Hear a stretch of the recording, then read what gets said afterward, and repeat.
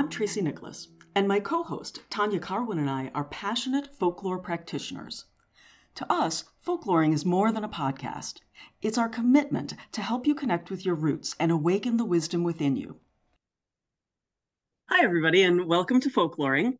In today's episode, we are going to be talking about time, about concepts of time, the passing of time, how we look at time, and what you can do to pay more attention to time in your day-to-day life.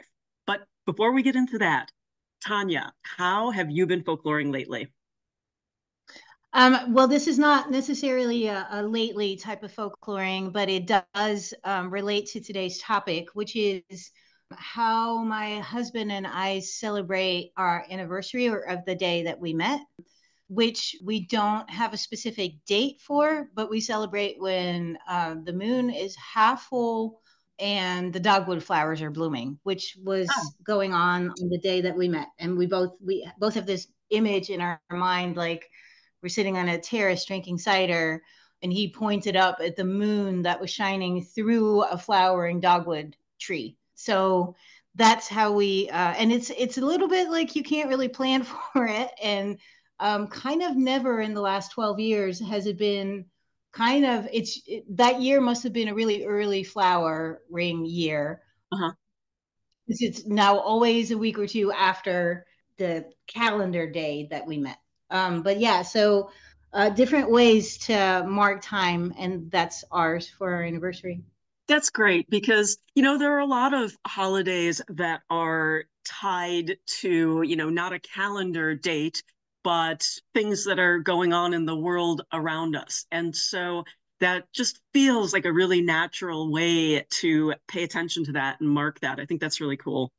Yeah, we also like it. And what about you? How have you been folkloring lately? Well, recently my lilac bushes all bloomed. And it was spectacular. I love lilacs. I had a big bush outside of my window when I was growing up. So that Me too. smell, yeah, I just love that smell. So what I decided to do this year is I decided to make both lilac syrup and lilac sugar. Nice. Yeah, the syrup was amazing. It didn't really taste like lilacs, like the way lilacs smell, but it did seem very flowery. So I made a bunch of lemonade out of it, and it was Oh, delicious. that's great.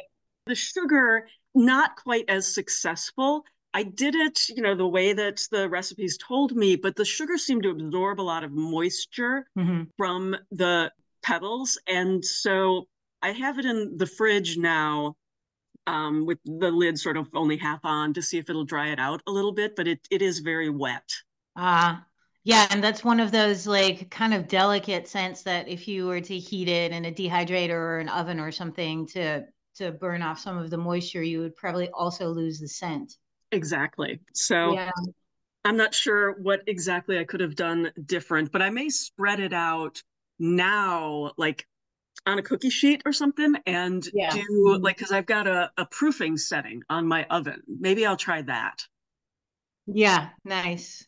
I've always wanted to try entourage with lilac flowers, which Uh-huh. is kind of the only way you can really capture their scent, I think.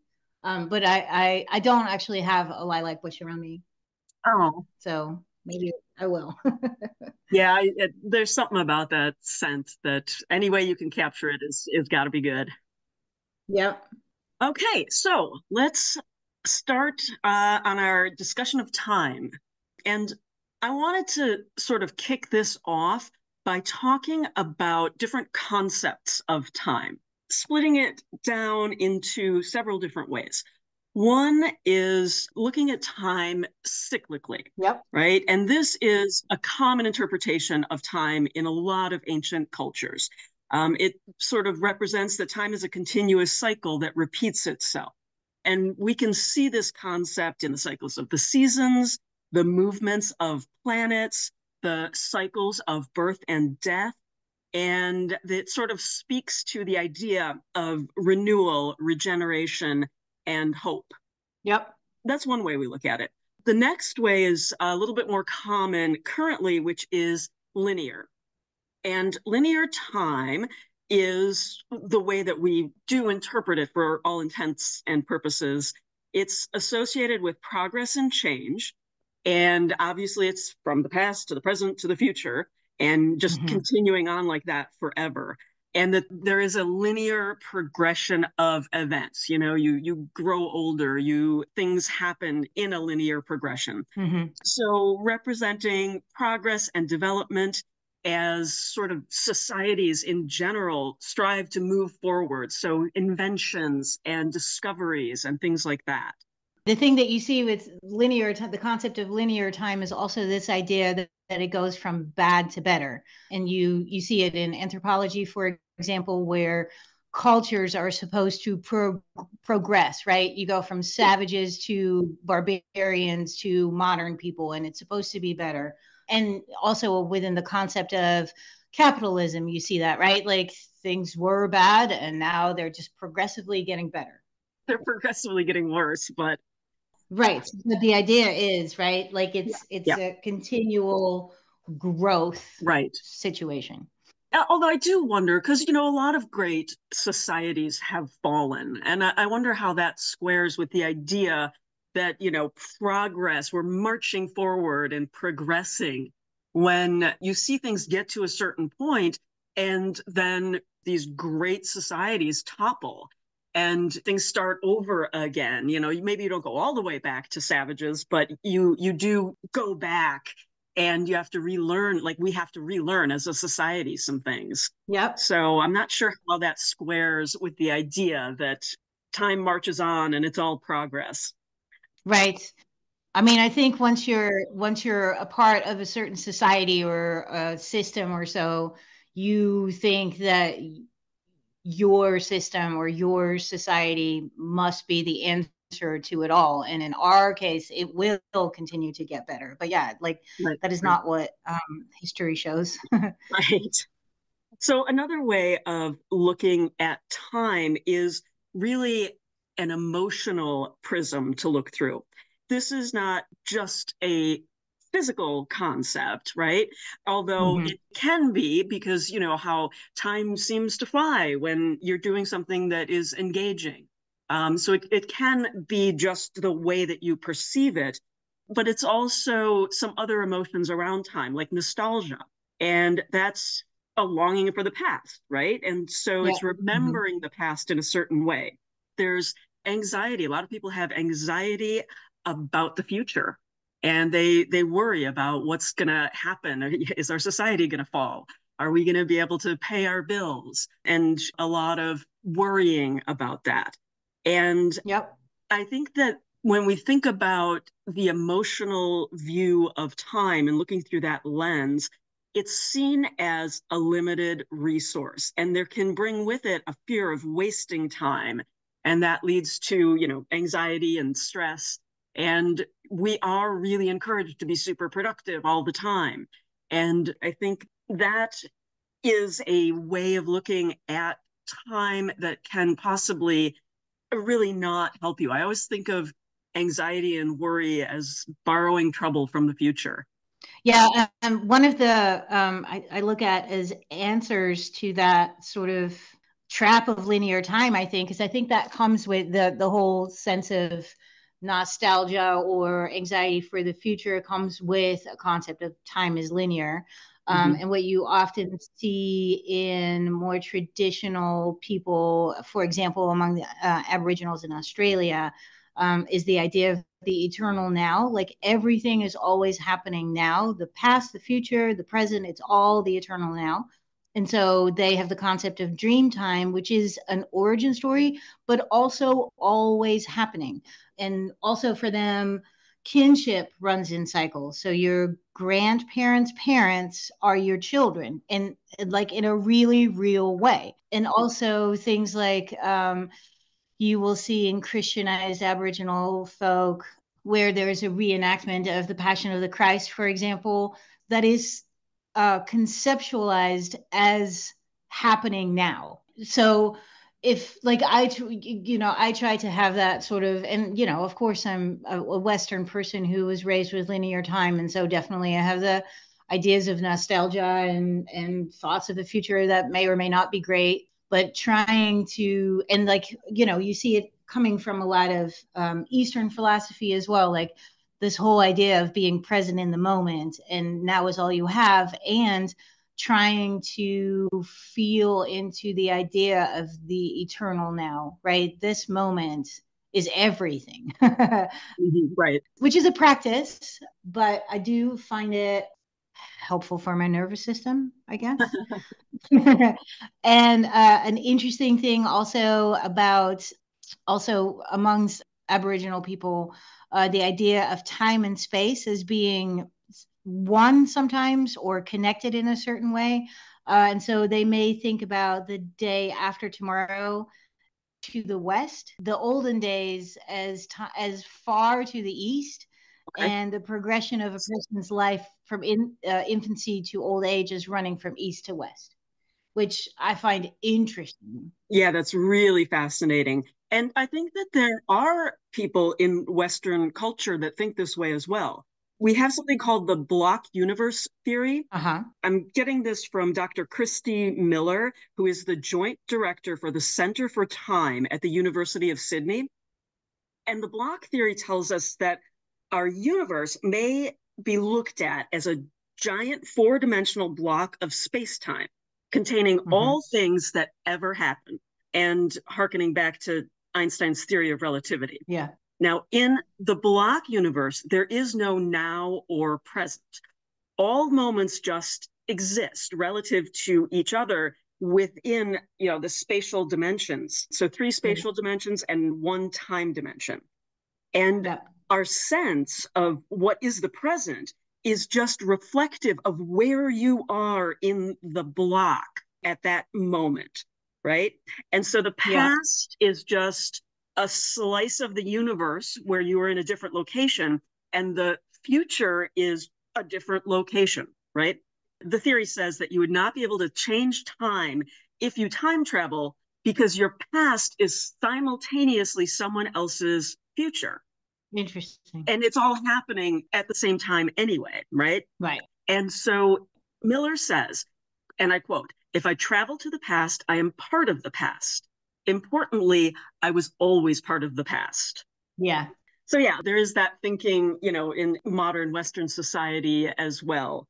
It is very fascinating to think about, sort of that spatial relationship, because we're not taught that in our culture. Yeah. And like kind of along those lines are some ideas that you could contact your future or past self.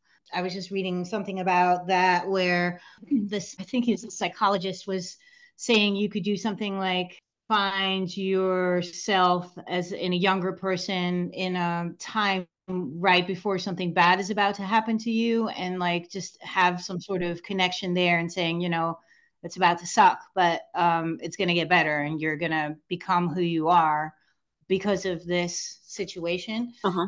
And similarly, traveling to a future self, and he had an example of a husband and wife who are about to buy a house, and they go and they go with the realtor and look at this, and they take some time by themselves in the kitchen asking themselves if they have memories of this place, like does my future self have memories of living here. Wow. Which I thought was not something I'd ever done, but like definitely something I want to try. Like, do I have memories, is like when a decision needs to be made, do I have memories of making either of these choices or so? I find that fascinating. That is really fascinating. Yeah. And it does speak to the whole idea of like deja vu, right? Yes. Where it's like, wait a minute, I've been here before. And definitely, I am so seriously going to try that. That is very cool. Yeah.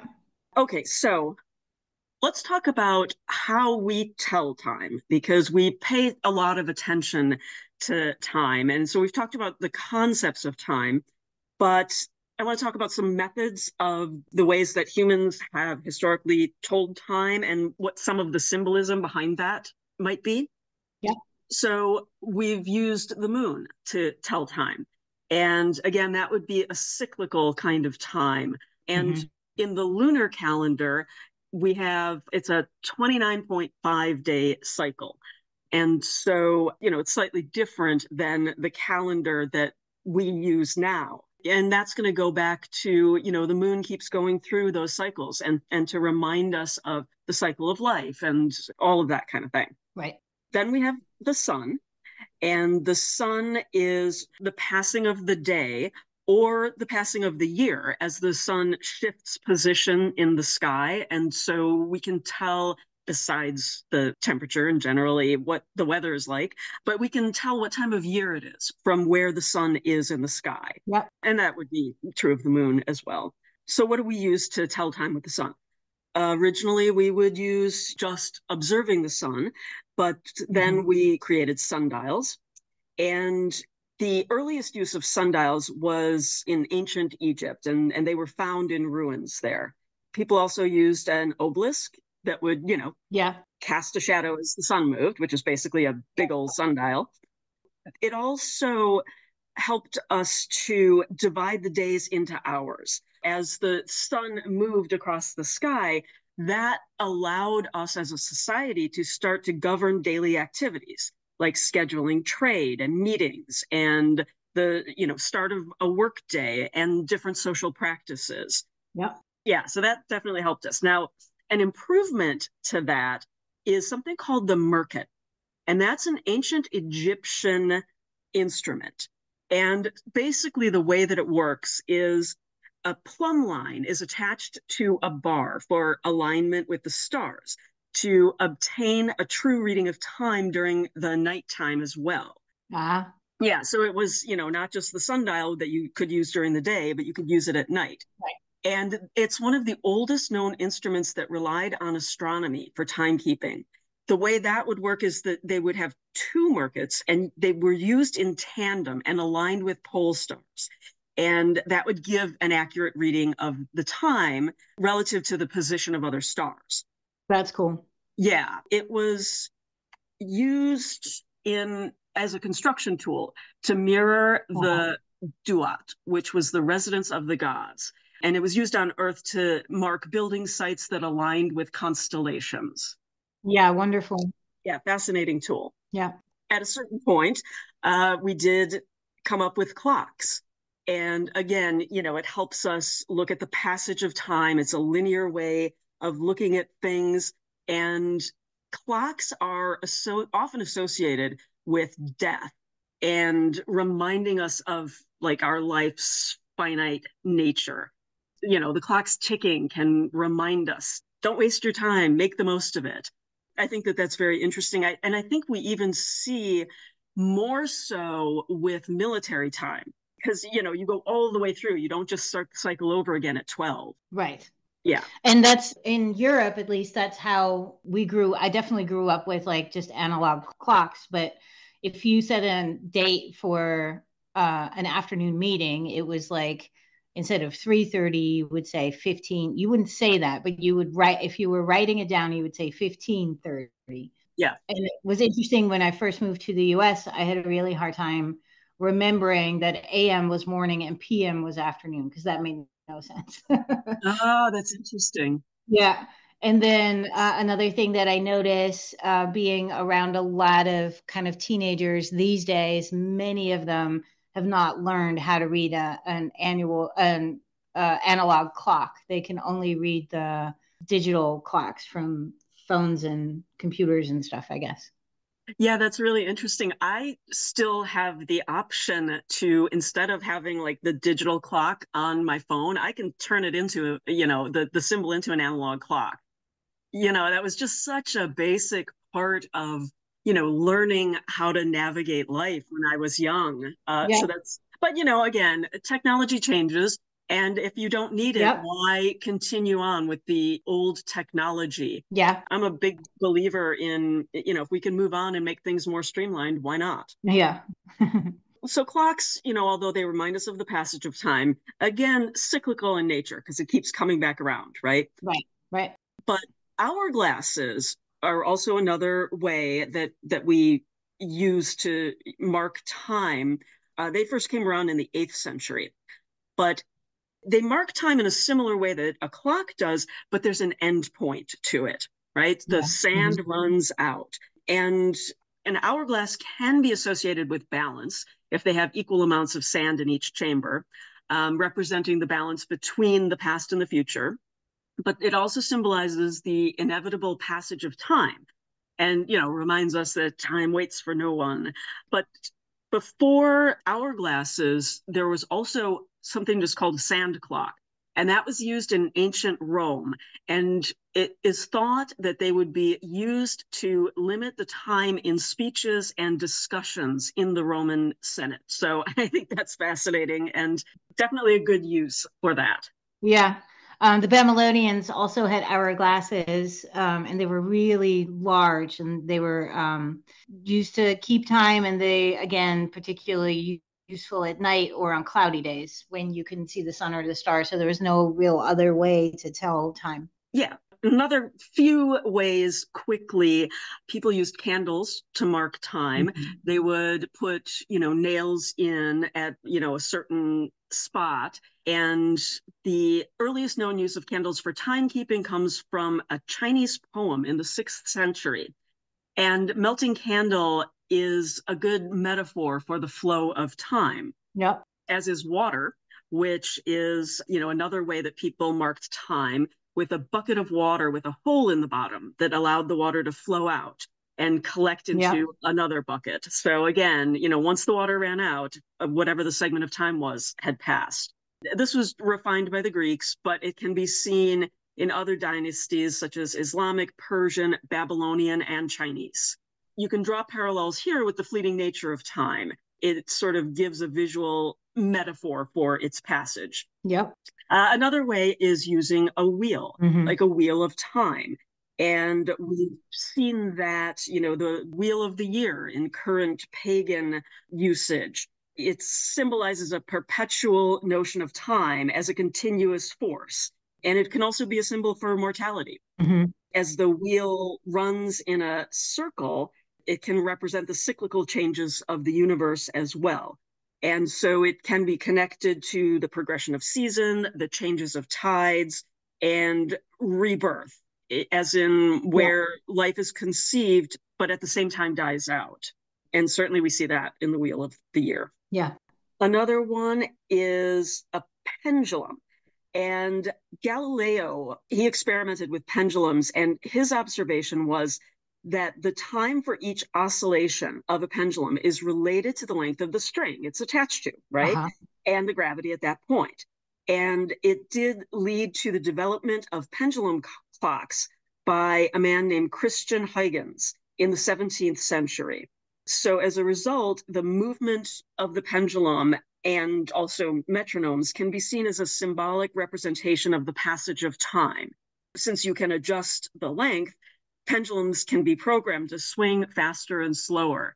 Yep. I found this totally fascinating because being from Chicago, I grew up in the Chicagoland area, and there's a massive pendulum clock that is in the Museum of Science and Industry. Ah. Yeah, I was very aware of it as a child, and it's very cool. Yeah. Okay, so that's telling hours as time goes on that way. But we also need to look to the calendar, right? Yeah, there's definitely so many different ways people have also marked the calendar as it relates to usually a solar year, sometimes a lunar year. And so for an example, the Inuit had what they call day markers, which it's sort of like a very early sundial, or at least that's how I picture it. They use natural phenomena such as the position of the sun at noon as measured against specific landmarks, right? So that's kind of a sundial, like the shadow from this mountain or this tree, or I guess not trees up north that far, but mountains or rocks or things like that. They would use that to determine the longer daylight hours. And Native Americans certain tribes of Native Americans had stick calendars. Mm-hmm. And they marked sticks with notches, or they moved stones in a pattern to track lunar cycles and significant seasonal events. And of course, you see that, like you see ancient, very prehistoric, Paleolithic marks made on usually antler that was preserved, and they're often we think they were either lunar cycles or a women's menstrual cycle calendars. Mm-hmm. And then there's an interesting thing called the Nordic rune calendar. And this man named Rune Rasmussen has kind of been working on reviving that. You can find more about all his work at nordicanimism.com. And he also has all the socials and YouTube and stuff. He's definitely a very interesting guy to follow. And I think that it was a pretty common practice before we had printing easily available to us, that there were markings on different wooden staves that were used as like perpetual calendars. Yeah. And there was one type they were called clog almanacs. And there are two types of clog almanacs. One would be flat with runes on both sides, and another would be square. So you'd have four sides. And important dates were carved into these and hung next to the hearth. And based on the correspondence between the lunar and solar cycles, which is 19 years as when they match back up again, these calendars, these clog almanacs, would use the 16 runes in the younger Futhark plus 3 additional ones to represent the years. And in those calendars, the year started on June 29th and had 24 half months, each represented by a rune. And, I think it's interesting to look at the changes over time, because obviously we've seen shifts in the calendars. When we, moved to the Gregorian calendar, there was a shift in how many days there were in the calendar. It was different by 11 days, right? I think that part of the implication there then is when people are looking at what the traditions that they're going to participate in during the year, suddenly things are taking place on a different calendar day. Yep. Yeah, that's always a difficult transition. Sure. And speaking of difficult transitions, we also see something that definitely affects the way we look at that time in our day, which is the modern use of daylight savings time, which happens to be a big old pet peeve of mine. So I did a little bit of background research on it and looked at who came up with this. And a couple of different people did, and they were all upper class white European males. Benjamin Franklin in the 1700s suggested that Parisians should save on candles by waking up earlier. George Vernon Hudson, he was a New Zealand entomologist. He wanted more light after work to hunt for bugs. William Willett, an Englishman in the early 1900s, wanted more time to golf. It wasn't actually implemented in a historical context until World War I, where it started with Germany and its allies. They adopted daylight savings time to conserve fuel needed for lighting, and that was followed pretty quickly by many of the European nations.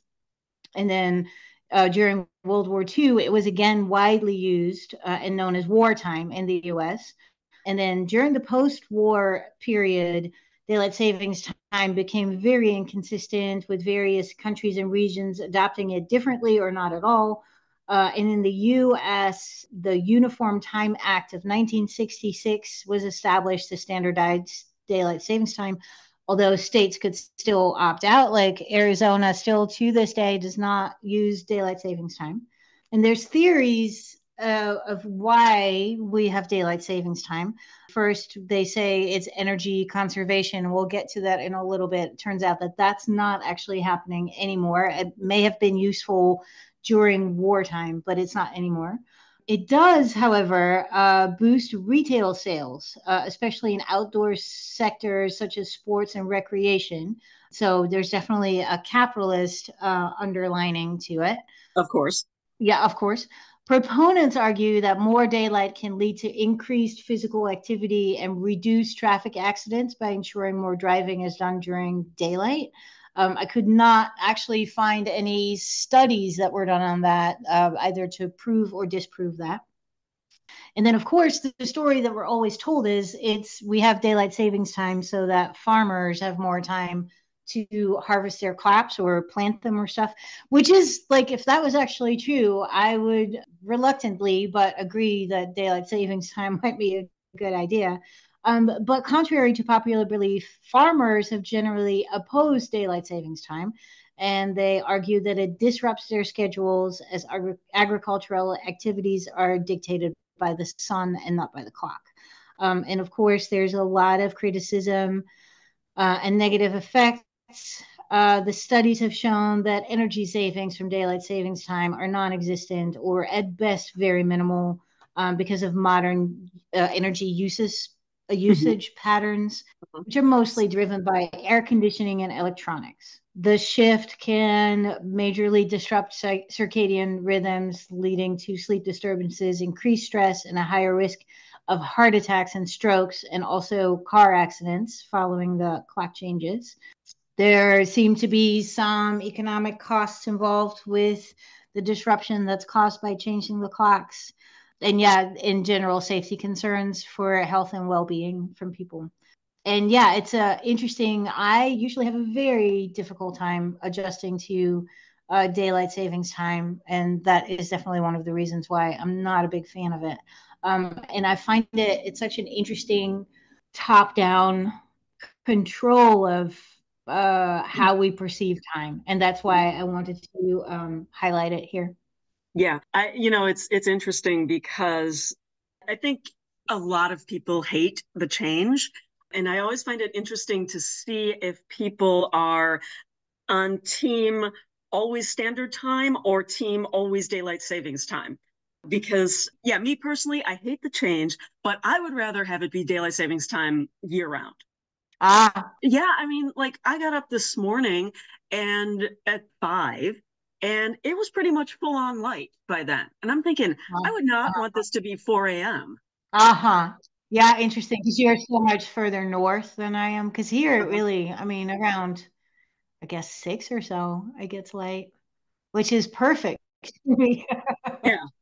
I mean, I would assume it definitely depends on where you live, and that's probably one of the big reasons why Arizona hasn't adopted daylight savings time, because who needs more sun in the summer there? Yeah, I mean, and that's interesting. I know that Indianapolis doesn't ever use daylight savings time, which I only know because I used to. That's the city? I don't think it's the whole state. It might be, but Huh, I interesting. used to be a regional manager in construction, and one of my offices was in Indianapolis, and it would make me crazy for half the year. That's funny. So back to other ways that people mark time. We have a thing called the Polynesian star paths. Polynesians back in the day, and probably still some of them, understood the movement of specific stars and constellations to mark the time, as well as determine their position at sea. So you have another sort of coalition of time and space kind of being one. And generally, they used stars to determine the right times to do certain things. So when this star comes above the horizon, it's time to move to a new settlement or to hunt this specific animal or fish or so. Sure, sure, that makes total sense. Now, I think that there's a concept. This isn't exactly how we tell time, but there is a folkloric concept about time slips, right? And Mm-hmm. you hear stories about, somebody's walking through the countryside and they walk past, somebody who's working outside of like some ancient cottage. And, they think to themselves, that's amazing that someone still lives in that. And then, they find their way back to town and mention it to someone in town. And they're like, there hasn't been anyone living there in 300 years. And you hear it even today. Like you'll hear urban legends about driving into, some town. It's always something off in the country. You drive into this town and somebody says like, hey, you shouldn't be here after dark. You got to get out of here. So the people leave quick. And then they go back later during the day and there's no town. Uh-huh. Yeah. And so I think that that's fascinating why that happens to people and why, because those are really prevalent stories. Yep. And to tell you the truth, as a true believer, I actually had this happen to me. Oh, really? Yes, yes. It was just in my neighborhood and it went on for a little bit. And I walk in my neighborhood. And I live in an older neighborhood, but one that also has newer houses that have been built up as well. Mm-hmm. So, when I walk around, there's a vast variety of different styles of houses. And I had done a meditation that was supposed to be like soul retrieval. Not that you're retrieving parts of your soul, but essentially that, when you are hurt or somehow you've been upset or whatever, you sort of shut down parts of yourself. And I did this meditation to like gather those back to myself. And then for a couple of weeks after, I'd be walking on my usual route, and it would appear to me for a moment that it was sort of like an overlay of older looking homes.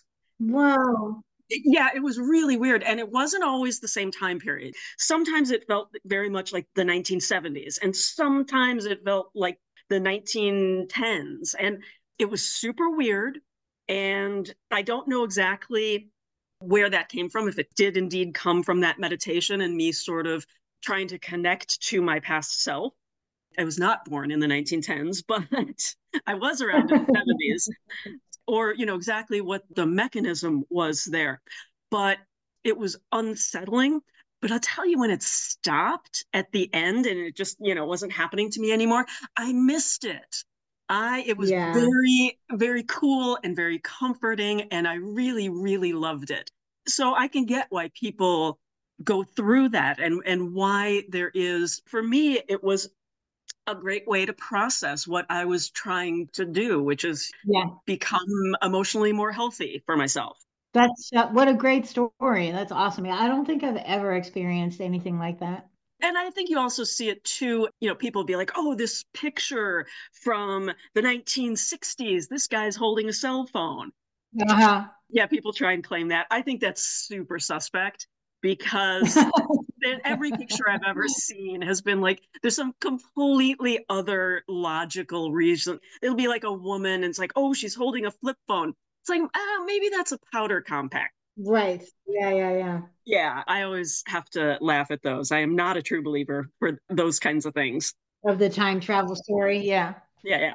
And again, if we couldn't travel in time, we couldn't change things because it's all happening all at once. Right. Okay, so taking a look at some other symbolism and leading us into some deities, I think that one of the things that can symbolize time passing is a scythe. Uh-huh. And you see it with the Greek god Cronus, with the Roman god Saturn, and also the Christian figure Father Time. They're all Uh-huh.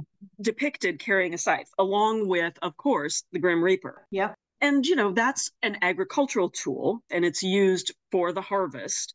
And it does represent the end of time. You get to the end of when you have to cut the crops down, and sort of that flow of time where you use a very flowing motion to use one. And also, back to the Grim Reaper, that's a personification of death and, the harvesting of souls and your time on this earth ending. So I think that it is an important tool as related to time and the way we think about time. Yep. And I think that that is a very common theme, right? There's a lot of time deities are linked to the harvest cycle, the death and the rebirth. Yep. So Kronos was a god of time and the father of gods. And he's often pictured as an old man, obviously holding the scythe. And he's associated with the cyclical nature of time, past, present, and future, all existing at the same time, obviously associated with harvest. Now, Kairos was a Greek god of opportunity and the personification of the right moment. He's often depicted as a young man with a little tuft of hair on his forehead and a pair of wings on his feet, and represents the fleeting nature of time and the importance of seizing the moment. Nice. And then there is another god called Ion, who represents eternal time and is associated with the afterlife as well as the cyclical nature of events like the seasons. And he's Yeah. depicted as a young man with a lion's head, holding a serpent in his hand and wearing a crown of stars. Interesting. Yeah, and represents the eternal cycle of birth, death, and rebirth, and was associated with the zodiac. Now, moving to other cultures, in Hindu mythology, Kala is the god of time, depicted as a black figure with a sword. and responsible for the creation and destruction of the universe, and closely linked to the concept of karma. Yeah. And Kala governs the cycles of birth, death, and rebirth. So we're seeing a lot of the same. All those patterns. Yep. Now, there is another deity associated with Hindu mythology called Mahakala. And Mahakala is often depicted as fierce, dark, and terrifying, with multiple arms and a crown of skulls, and is a god of time, death, and destruction, and considered to be one of the more powerful deities in Hinduism, and would be worshipped by those seeking protection from negative energies and evil spirits. Mm-hmm. And then moving to Norse mythology, the Norns are the goddesses of fate and time, and they spin the threads that determine the destiny of mortals. And we talked about this a couple of episodes ago about how they are, depicted as three women. They have their own spindle and thread. Their names are Ord, who represents the past, Verdandi, who represents the present, and Skuld, the future. And they reside at the base of Yggdrasil, which is the world tree, and they're responsible for weaving the threads of fate that determine the course of all events in the world.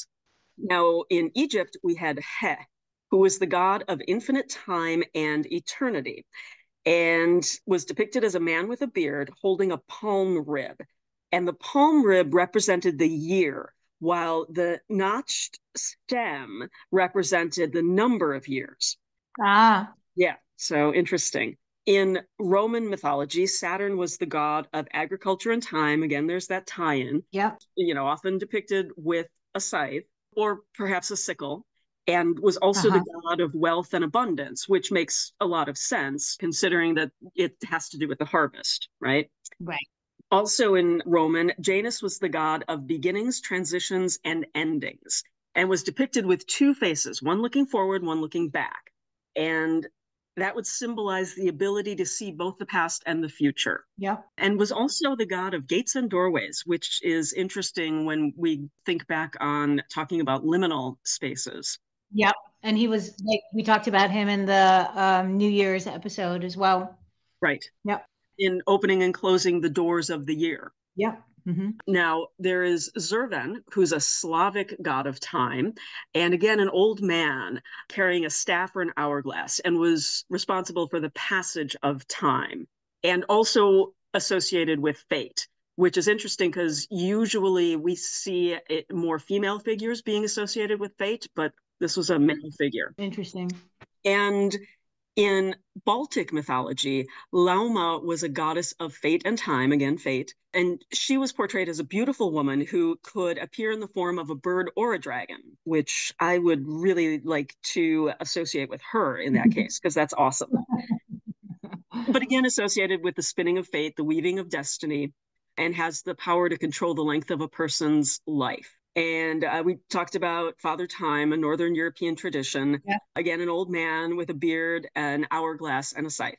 Yeah. And it's interesting. I'm like, now that we're going through this, I'm curious to know, like, most of these that we've talked about are definitely gods of agricultural people. And so you see a harvest sort of situation, like with the scythes and things like that. I'm curious to know if we know of deities or spirits associated with time that come from pre-agricultural people. That would be interesting to see what the difference is. Yeah, that is a fascinating notion because, I mean, that's the whole thing, is that it's the harvest, right? And the rebirth. But anyway, okay, so moving on to the Wheel of the Year. And the Wheel of the Year is a modern pagan invention. It was invented in the 1950s by a couple of guys. I'm going to talk about that in a minute. What it is, it's a framework for understanding the cyclical patterns of life, death, and rebirth. And it celebrates the natural ebb and flow of the seasons and encourages us to find harmony with the changes during the course of the year. And each Sabbath marks a specific point in the year, brings its energy, rituals, symbolism. And there's a lot that tries to tie this modern Wheel of the Year to much older traditions, most of which is not really true. There might have been similar celebrations, but again, based on what's happening in the world around them. Are they harvesting? Is the world coming back to life? And so There's no Right. direct tie-in because, as I said, it was created in the 1950s. So Gerald Gardner of the Bricket Wood Coven, and this is in the UK, and another man named Ross Nichols of the Order of Bards, Oviates, and Druids decided to define a list of festivals that like neo-pagan practitioners could celebrate throughout the year. It was all a very big political thing at the time in the early pagan community. Uh-huh. Yeah, Gardner pushed for the inclusions of the four solar events that Germanic people had celebrated. And Nichols and the Druids wanted to celebrate the cross quarter events, as they're called, because those corresponded with Celtic fire festivals. Ultimately, what they decided to do was to celebrate all eight of these events, although currently the Celtic fire festivals are considered the greater Sabbaths. And they generally represent the masculine energies of the sun god. And each point on the wheel is thought to correspond with a certain point in the god's life cycle. We can also see similarities with a moon goddess and the take on the maiden mother crone as the moon goes through its cycle. Yep. There's also supposedly a struggle between the Oak King and the Holly King. And so they each rule one half of the year and they fight at the solstices to take control back. So those are particularly prominent in neo-pagan celebrations of the Yule. And there are, like I said, there are eight of them. That information is readily available online. So I'm not going to go through the descriptions of all of those, but they're pretty well established because they were created so recently. And followed pretty enthusiastically by a lot of people, like kind of in absence like of more traditional, like you would have your own traditions going back many generations in your family. A lot of us came to an interest of paganism, not with our own established traditions. And so this was and continues to be a really great framework for people to hang their hat on, I think. Yeah, I don't think just because things are older that they're necessarily better. I mean, if people are Right. enjoying these and they've become their own traditions, as far as I'm concerned, that's totally valid. I'm not slamming in any way about this being newer traditions. I think it's Right. great, especially because, so many of us live in city suburb that aren't as connected to nature, and to be able to Right. stop and pay attention to that, I think is fantastic. Yeah, absolutely. So we had talked earlier about clocks and different ways of telling the times during the day. I want to kind of cycle back to that and talk a little bit about some symbolism of different times of the day and how we can look at the times of the day in specific ways. Now, obviously, dusk and dawn are liminal times, and they're obvious symbolisms of birth and death. And I'll go through some symbolism of dusk, and there will be obvious parallels to dawn and day symbolism.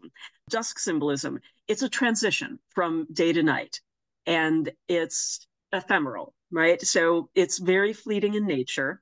It's also kind of a balanced moment, right? It bridges that moment between dark and light. And there is a sense of mystery with the dusk. The dark is coming, and we are more at danger when we can't see as well. When things start to get dark, we obviously lose our ability to discern color. So it becomes a little bit of an illusion, right? Familiar objects and landscapes start to look strange and different as the dark comes on. It is definitely symbolic of beautiful things, right? Sunsets are beautiful, as are sunrises. Yep. Dusk symbolism has to do with endings, right? And it can also have to do with a spiritual transformation, like going into the dark, exploring your darker side. Obviously the cycle of darkness is the cycle of life is darkness equals death. Uh-huh. There are some times in the night that are important.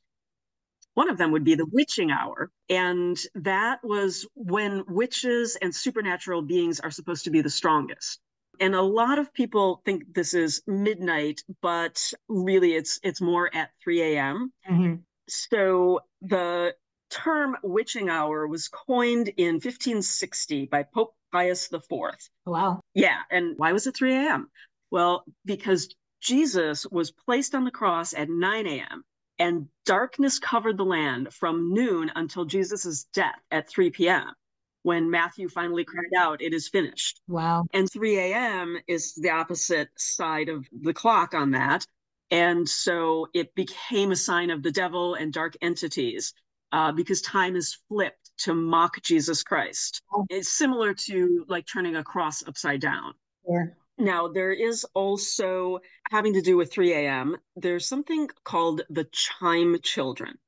And chime children are seen to be much more closely linked to spirits, or they're immune to being bewitched. So they're more psychic. And they're called chime children based on when they're born. If they're born overnight while the chimes of the church bells are ringing, and overnight, the church bells are disruptive, right? Right. So in a lot of cases, they would only ring the bells on the quarters. So 12, 3, 6, and 9, right? And 12 and 6 are both liminal boundary times, right? The times between the 12 o'clock is the time between this day and the next day. Right. 6 o'clock is the time between the dawn and the light coming, or at least it is for you, not for me so much. And again, the witching hour we talked about, and 9 o'clock would be full dark for most people. And so those times, if children were born in those times, they were seen as being closer to the spirits. Huh. Interesting. Yeah. Now, there are other ways to look at the hours of the day. And I think that one fascinating one is in traditional Chinese medicine, which is called the organ clock.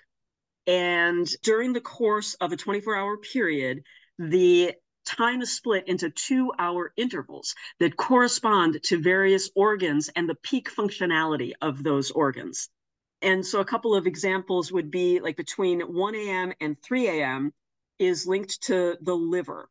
And people who believe in this body clock believe that it's important to give your little liver as little to process as possible during this period so your liver can focus on like self-cleansing functions. And waking up in those hours indicates that there's some sort of blockage or heaviness or something not going right in the liver. Yep. Yeah, so it's definitely an interesting way to look at it when you think about how do I treat my body at different times of the day. So I think that that is a really fascinating dive to look into it. And if you listen to your body, and you can look up any of those, the body clock or the organ clock, and see what's going on at those different times of day and see if it makes sense to you with your own body. Yeah, for sure. And it's interesting, in Japan, they have something similar, although it has less to do with, or has nothing at all to do with organs, but it's the Inadama or the Koku system. It's an ancient method of dividing the day into specific time periods. Mm-hmm. And they're also, the day is divided into 12 double hours. So similar to the Chinese system where you have 2-hour blocks. Mm-hmm. And each block corresponds to an animal in the Chinese zodiac, and each double hour lasts about 2 modern hours. And then it can be further divided into smaller units. But certain times of the day are considered more auspicious or suitable for specific activities based on natural energies or the characteristics associated with each hour. Mm-hmm. So the morning are rabbit and dragon hours, and it's ideal for starting new projects and making important decisions. Midday is the horse hour, is best for social activities. And then the afternoon, you have sheep and monkey hours, which are suitable for routine tasks and wrapping up work. And then the evening, you have the rooster and dog hours for relaxation, family gatherings, and personal reflections. And then the night and the hours are the boar and the rat, which is sleep, rest, and introspection. And there's also in the West in Europe, we find systems that divide the day into specific time slots. And these time slots are associated with planetary rulers. And we call this system usually the planetary hours. Okay. And they're a system of timekeeping. And it was used by various ancient traditions. It's related to and informed by astrology, of course, and it's often used in magical practices. It originates from Hellenistic astrology, and as I said, it's rooted in the belief that each hour of the day is governed, and each day itself, as well, is governed by one of the seven classical planets: Saturn, Jupiter, Mars, Sun, Venus, Mercury, and the Moon. Uh-huh. And you can find calculators or just lists of what the planetary hours of each day are, because they change. But you can also just puzzle it out yourself. But each day is divided into 24 planetary hours, which is 12 hours for the daytime and 12 hours for the nighttime. The length of these hours varies depending on the season, because they're based on dawn, like sunlight, and dark. Yeah, and so you can puzzle it out yourself, but these days it's real easy to just find it online. And each day of the week is also associated with a planetary ruler, and the ruler of the day governs the first planetary hour of that day.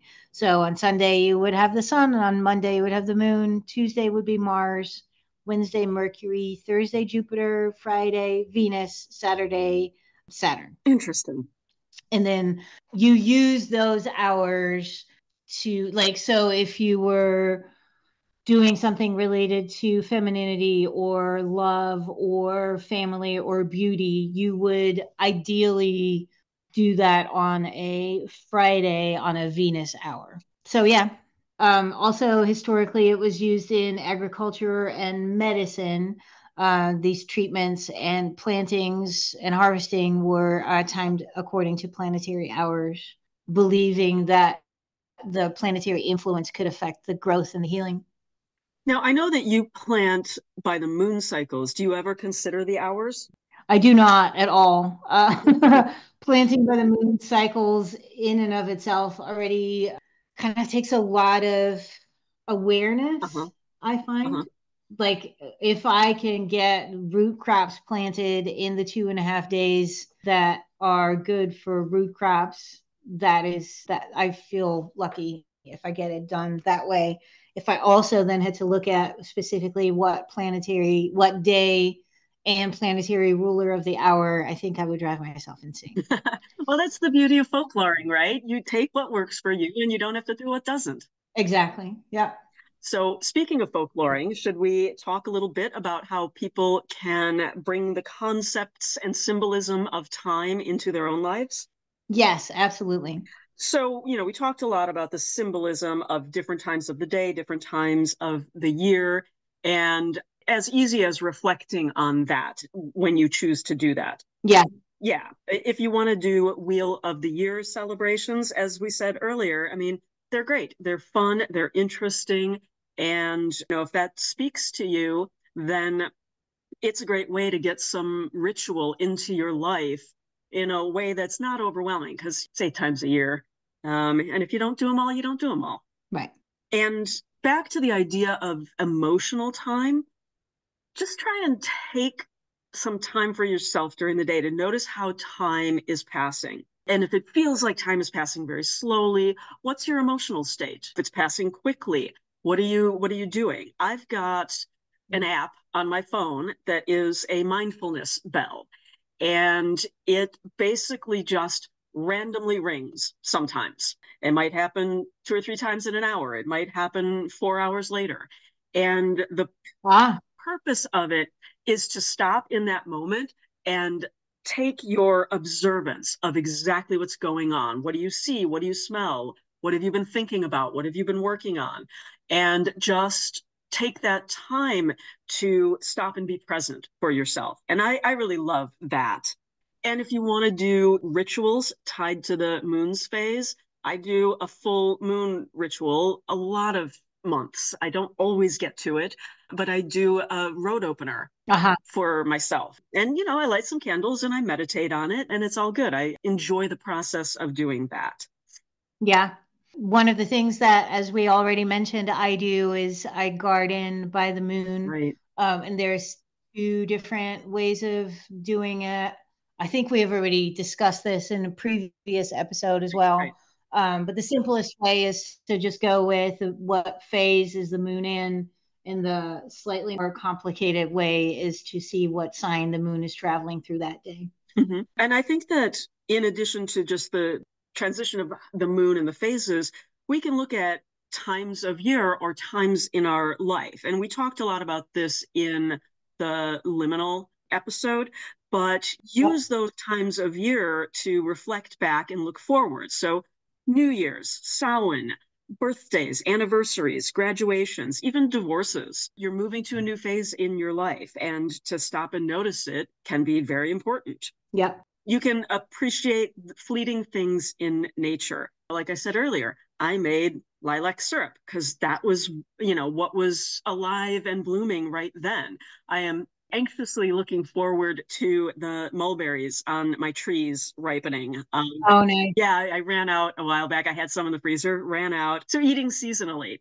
Yeah, for sure. And you can do that from the farmer's market if you can't grow stuff yourself.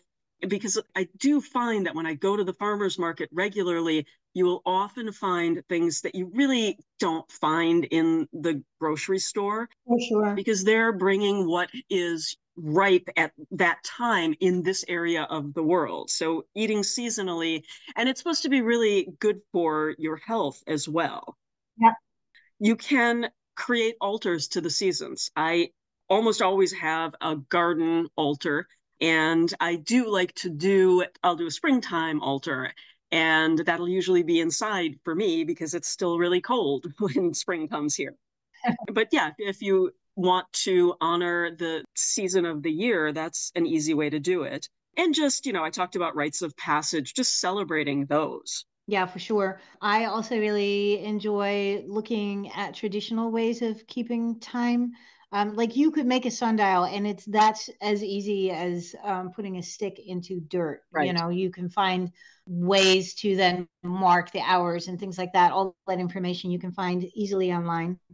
There's things like runic calendars. You can learn star patterns. And something that I was reminded of earlier when we talked about perpetual calendars, there's this Dutch tradition called the birthday calendar, and it always hangs in the bathroom next to the toilet, nowhere else. That's where it is, and it has a pen with it.